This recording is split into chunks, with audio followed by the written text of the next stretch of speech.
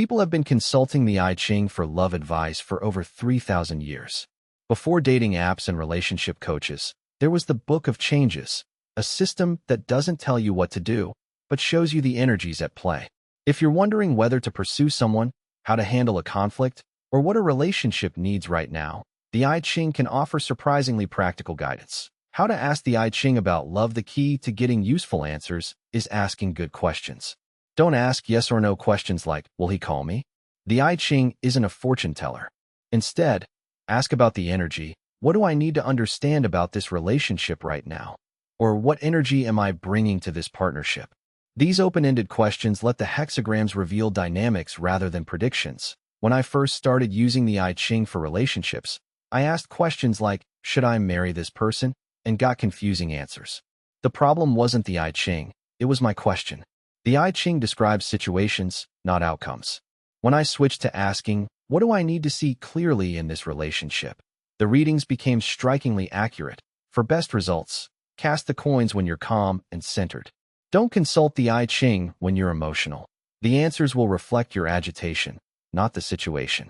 Take a few deep breaths, hold your question in mind, and toss the coins with genuine openness to whatever answer comes. Key love and relationship hexagrams. Some hexagrams appear more often in relationship readings. Hexagram 31, influence/Yin, is one of the most romantic. It speaks about mutual attraction and natural chemistry. The image is a young man and young woman connecting, symbolizing pure, unobstructed influence between two people. When this hexagram appears, it suggests a genuine connection that doesn't need forcing. Hexagram 44, coming to meet/go, is about unexpected encounters, running into someone, a surprise romance, or an opportunity to meet someone new. It carries a warning, though. Be discerning about who you let into your life. Not every meeting is meant to last. Hexagram 37, the family/clan, speaks about committed partnerships and household harmony. It's a good sign for long-term relationships and marriage. It suggests that the foundation of your relationship is solid and that working together on practical matters will strengthen your bond. Hexagram 8, union/grouping, is about finding your people, whether that's a romantic partner or a supportive community.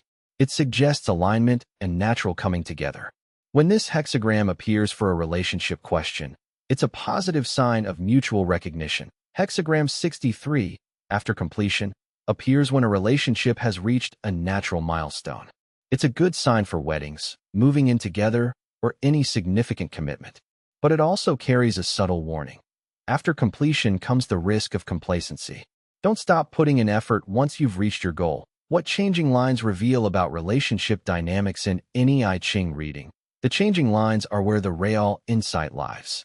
A changing line in the first, bottom, position often relates to the beginning stages of the relationship, how it started, and what foundation was laid.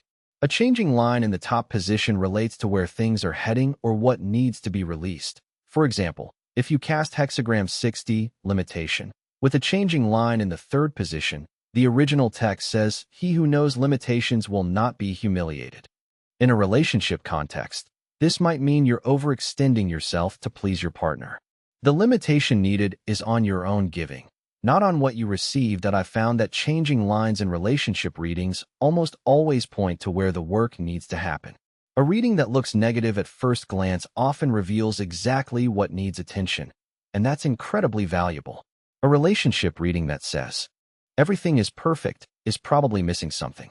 The I Ching rarely sugarcoats. Common misconceptions about I Ching and love. Some people think the I Ching can tell them who their soulmate is. It doesn't work that way. The I Ching is a mirror for your current situation, not a directory of future partners. It can show you the kind of energy you're attracting and the patterns you're repeating, which is arguably more useful than a simple yes/no about a specific person. Another misconception is that a negative hexagram means the relationship is doomed. Hexagrams like 36, darkening of the light, or 47, oppression, might seem bad, but they often describe a temporary phase that, if navigated wisely, leads to growth. Every relationship goes through difficult periods. The I Ching helps you see what the difficulty is teaching you. Don't consult the I Ching about someone else without their knowledge. That's a boundary issue. Ask about yourself and your role in the relationship. What do I need to understand about how I'm showing up in this relationship is always a better question than, is she the right one for me? Practical ritual for relationship clarity. If you're uncertain about a relationship, try this.